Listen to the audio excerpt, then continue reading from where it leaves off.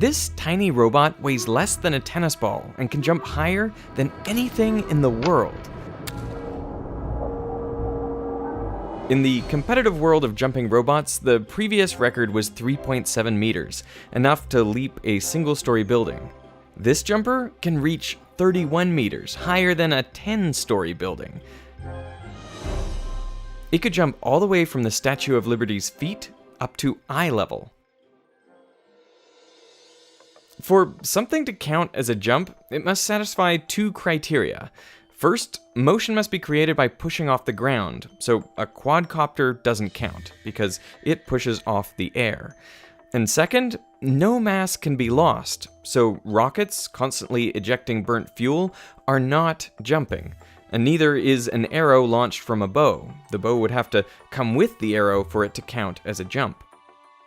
Many animals jump, from sand fleas to grasshoppers to kangaroos, and they launch their bodies into the air with a single stroke of their muscles.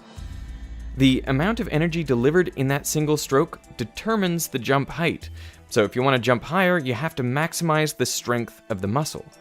The best jumper in the animal kingdom is the galago, or bush baby. And that's because 30% of their entire muscle mass is dedicated to jumping. This allows the squirrel-sized primate to jump over 2 meters from a standstill. It has very small arms and upper body, and it's just huge jumping legs. It doesn't have better muscles or anything, it just has more of them. There are some clever jumping toys. I feel like they're I used to play with these poppers as a kid, and when you deform a popper, you store energy in its deformed shape. Effectively, it becomes a spring. And then, just like an animal, in one stroke it applies a large force to the ground, launching itself into the air. All elastic jumpers follow the same principle of storing energy in a spring and releasing that energy in a single stroke to jump. But none of the jumping toys we had could compare to this tiny robot. Of all the things that I have ever tried to film, this is the most challenging. Because it's so small, it accelerates rapidly and travels a huge distance on each jump. Each takeoff happened faster than we could even register. Now, jumping might sound like a niche skill, but engineered jumpers would be perfect for exploring other worlds, particularly where the atmosphere is thin or non-existent. On the moon, with 1/6 the gravity of Earth, this robot would be able to leap 125 meters high and half a kilometer forward. Rovers may struggle with steep cliffs and deep craters, but jumpers could hop in and out, fetching samples to bring back to the rover. And you don't lose much energy when jumping, so if you could store the kinetic energy back in the spring on landing, the efficiency could be near perfect. The team has already started to build an entire fleet of jumping robots. Some of them can right themselves after landing, so they can take off again right away. Others are steerable. They have 3 adjustable legs that allow the jumper to launch in any direction. Essentially what we've done is we've added 3 additional legs that don't store energy, but rather allow it to form a tripod sort of, that allows it to point a direction and launch in that direction.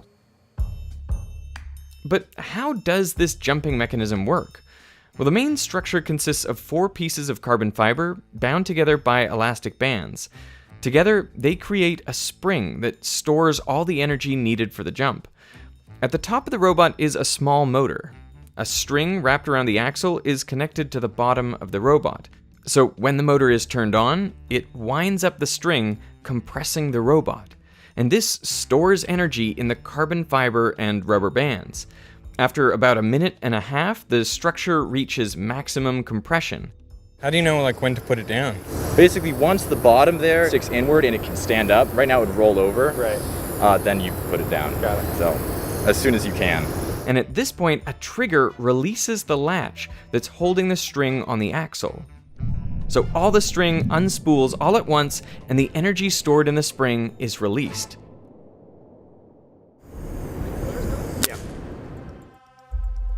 The jumper goes from a standstill to over 100 kilometers an hour in only 9 milliseconds.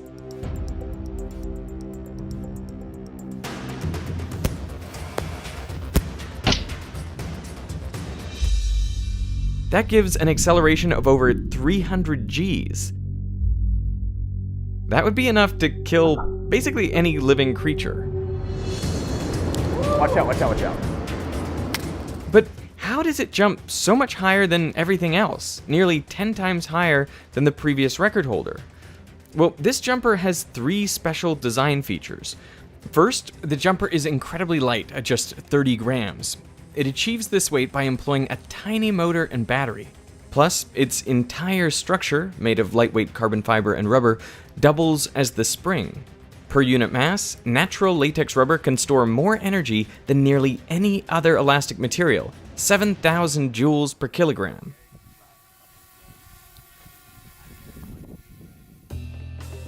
And the design of the spring makes it ideal for its purpose. Initially, they tried using only rubber bands connected to hinged aluminum rods.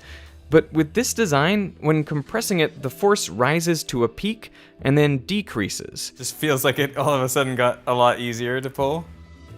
Another design with only carbon fiber slats requires a lot of force to get started, and then it increases linearly after that. There is more and more force required to do this. The ultimate design is a hybrid of these two approaches.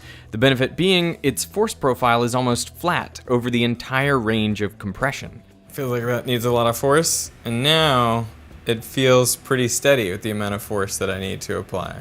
Therefore, it provides double the energy storage of a typical spring, where force is proportional to displacement.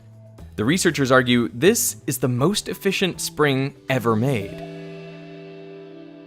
Sometimes the string will snap. It's not always consistent that it releases when it's supposed to. Oh! The string cut it. Let me go restring it. I'll be right back.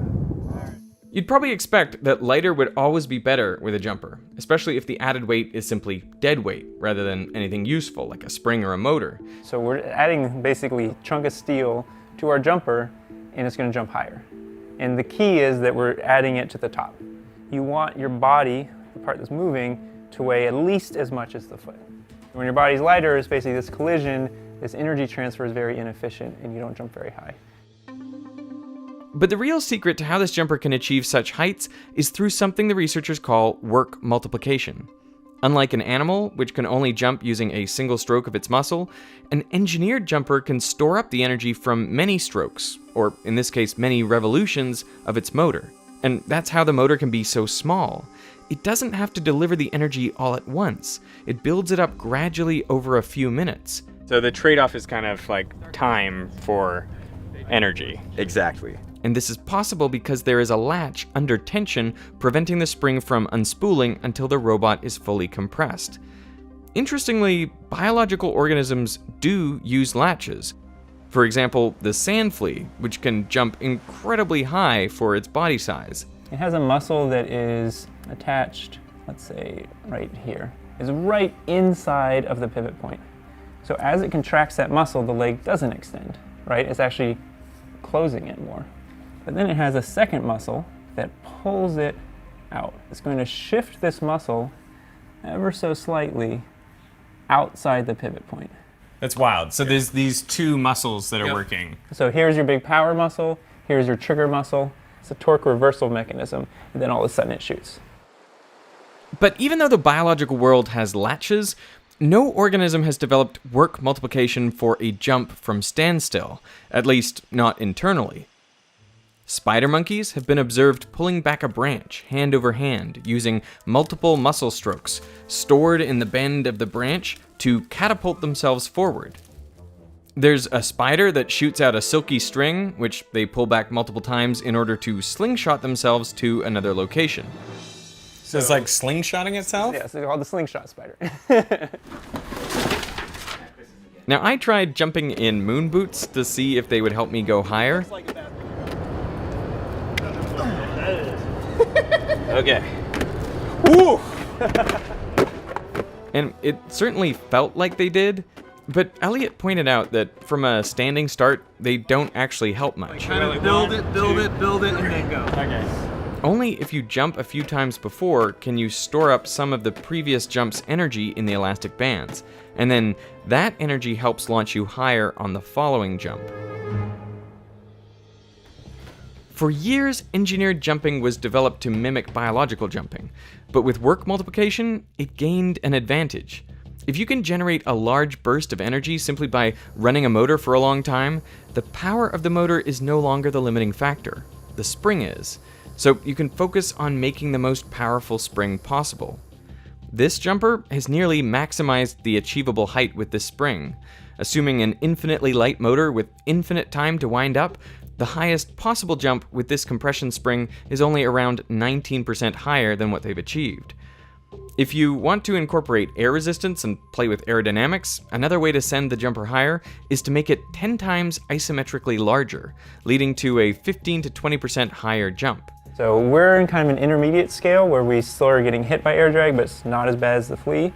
If we went 10 times bigger, we could actually avoid air drag completely.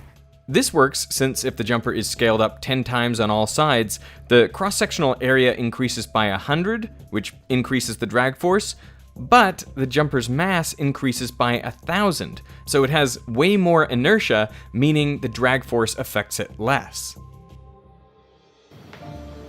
The entire concept of work multiplication could bring robots to the next level. Currently, motors in robots have to be relatively small so they remain portable. But the simple principle of building up the energy from multiple turns of a motor over time would allow robots to store and then release huge amounts of energy, and set some world records in the process.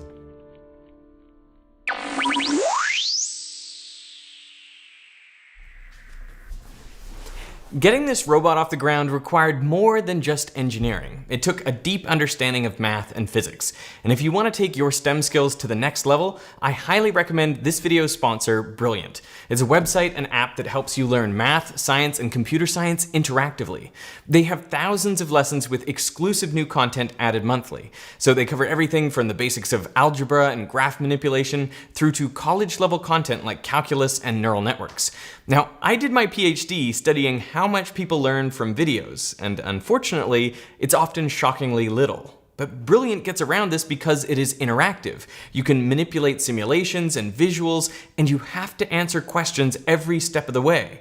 This is the best way to learn because it allows you to check your understanding. And if you get stuck, there are always helpful hints and full explanations. I like to incorporate Brilliant into my daily routine. With just 30 minutes a day, I can get my brain working and challenge myself to learn something new.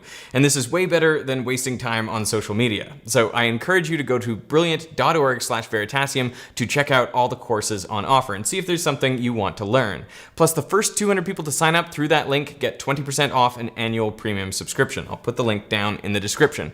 So I want to thank Brilliant for supporting Veritasium, and I want to thank you for watching.